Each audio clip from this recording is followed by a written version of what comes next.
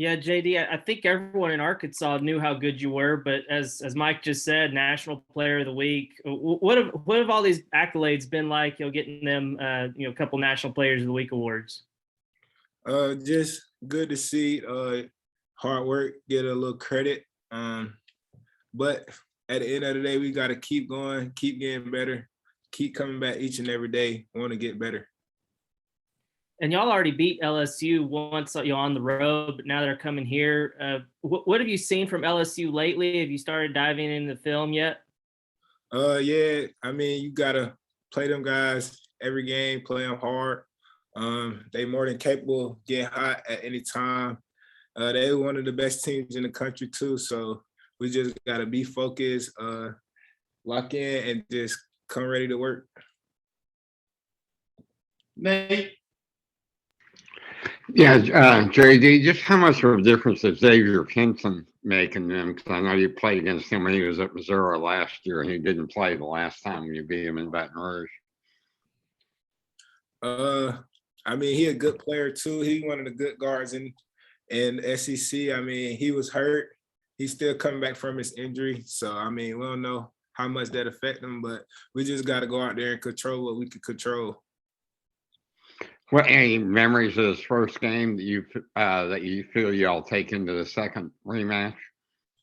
You gotta come out there and match their physicality. Keep them off the offensive glass. Don't turn the ball over, and just get back on defense. That was some of the keys. Thank you, Curtis. Hey, JD, I guess you have another year of eligibility if you wanted to use it. Just curious if you've put much thought into what the future might hold for you and, this possibly being your last game at Bud Walton.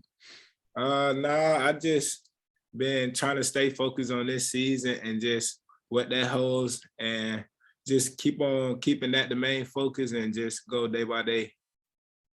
And I guess you do have three seniors who don't have any eligibility left, and Stanley and Chris and Trey Wade.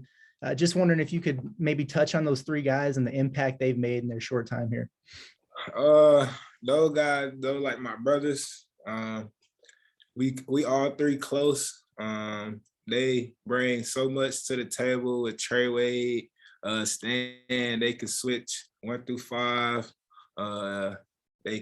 Stan can score. Trey gonna do Trey, and Chris just gonna be Chris Likes. I mean, one of the dynamic scorers in the country too.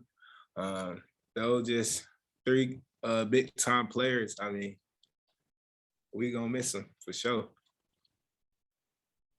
Scotty.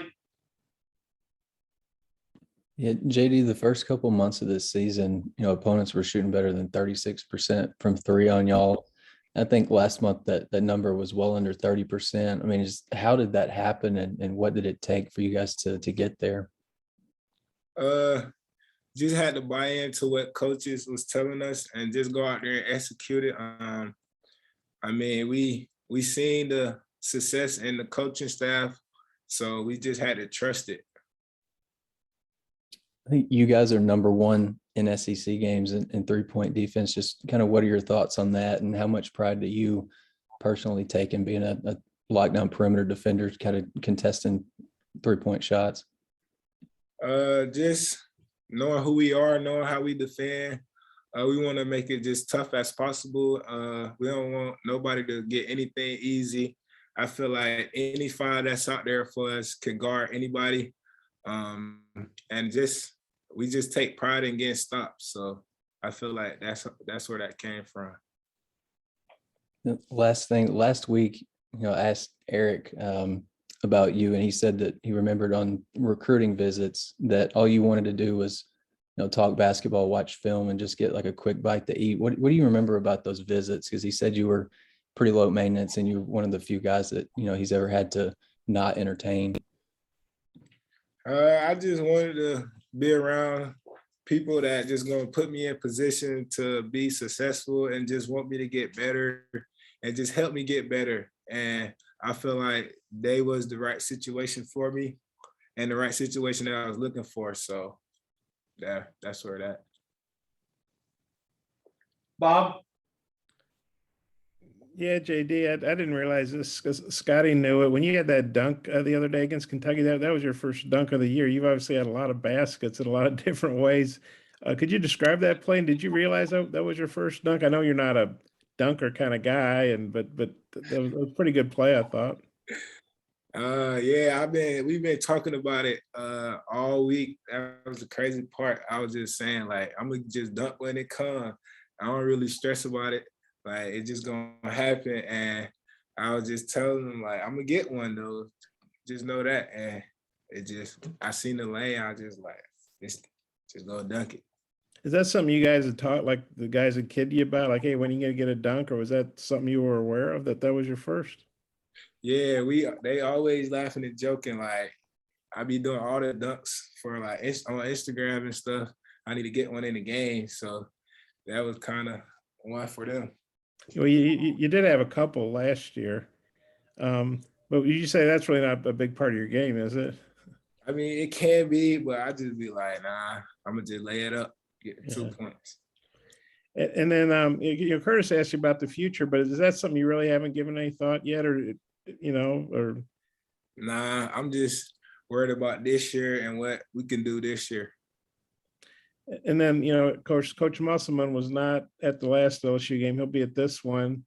What do you remember about Eric not being there, and what do you think? How do you think he's handled, coaching in the sling and all that stuff? And him not being there, he gave us everything we needed to be prepared if he wasn't there. So that was just us. We just next man up mentality through everybody. And I mean, him and his sling, I mean, that just something for, I guess, all to kind of talk about. But I mean, I'm ready for him to get out of it, honestly, so he can get his full strength back. So how good is it will it be to have him, on the bench for this game after he wasn't at the one? I know you guys won down there without him, but how good is it to have him back? How good has it been to have him back? Just tremendous. Just the energy he gonna bring. He gonna be fired up. He gonna coach us hard. So I mean, we missed that about him. So we gonna have him this game. So we gonna try to keep it rolling. Let's go one more. On the recruiting trip deal, Eric said, a lot of guys, they want a steak or they want to take extra steaks back to their hotel. He said, you just want a hamburger and a pizza. Are you not a steak guy, or you just didn't want to, you kind of wanted to keep it informal, or? I was just felt like I was just hanging out. So, I mean, I ain't need a little steak or not. I just wanted something to eat. And you watched a lot of film, he said. I watch a lot of film daily. Film just another way to get better. But he on the film on the recruiting trip, though, he said you watched a lot of film. Okay, thanks. Randy? Gary, what kind of confidence does it mean to you and the team on this role now taking on LSU? We just got to keep going. That's just been us the whole year. Just keep going. Every game important. We don't look at any other game any different. Every game is that game. You got to focus on that game. So that's the mentality we got.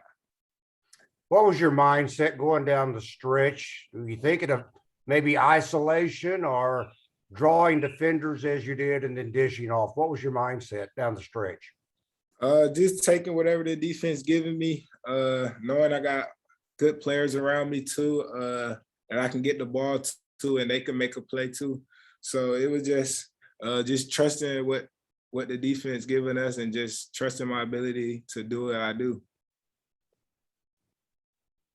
Anything else for JD? All right, JD. Appreciate the time. Thanks Yes, so much. sir. Appreciate it.